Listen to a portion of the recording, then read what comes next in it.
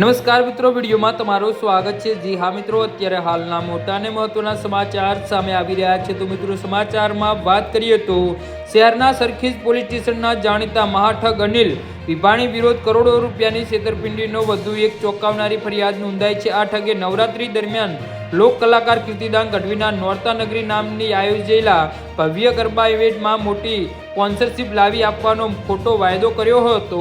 આ બહાને તેને આયોજક પાસેથી રૂપિયા 1.5 કરોડની કિંમતના વીઆઈપી પાસ મેળવી લીધા હતા, પરંતુ સ્પોન્સરશિપના નાણાં ન ચૂકવી અને કુલ 4.75 કરોડની મહાઠગાઈ આચરી હતી। આ અંગે સરખેજ પોલીસે ગુનો નોંધી કાયદેસરની તપાસ હાથ ધરી છે। ભોપલ વિસ્તારમાં રહેતા ને ઇવેન્ટ મેનેજમેન્ટનું કામ કરતા અર્જુનભાઈ ભૂતિયાએ આ મામલે સત્તાવાર ફરિયાદ નોંધાવી છે કે વર્ષ 2025માં નવરાત્રી પૂર્વ તેમની મુલાકાત અનિલ વિભાણી સાથે થઈ હતી। અનિલે પોતે મોટી ઇવેન્ટ કરતો હોવાની મોટી વાતો કરી અર્જુનભાઈને લાલચ આપી હતી।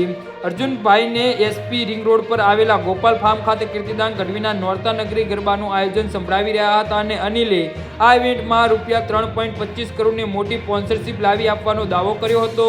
તેના ભરોસે આયોજકોએ 12 કરોડનો મોટો ખર્ચ કરીને માર્કેટિંગ કર્યું હતું અને અનિલને વેચવા તેમજ વેચવાણ માટે 1.5 કરોડના વીઆઈપી પાસ અને ટિકિટો આપી દીધી હતી। જી હા મિત્રો, તો આના વિશે તમારું શું કહેવું છે તો નીચે અમારી કમેન્ટ બોક્સમાં જરૂરથી જણાવજો અને અમારી યુટ્યુબ ચેનલને સબસ્ક્રાઇબ કરવાની ભૂલતા નહીં। ધન્યવાદ।